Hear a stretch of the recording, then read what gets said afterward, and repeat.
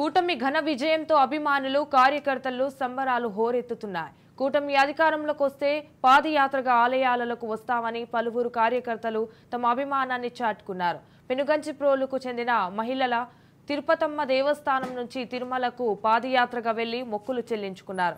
ఇదే తరహాలో రాష్ట్రంలో పలు ప్రముఖ ఆలయాలకు పాదయాత్రగా తమ మొక్కులు చెల్లించుకున్నారు.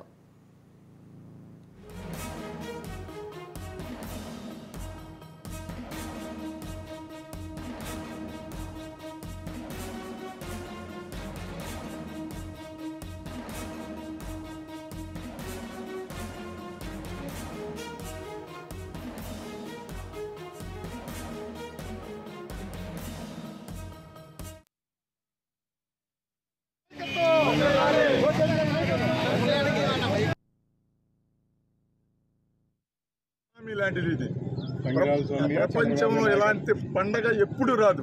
ఇదే పండగ.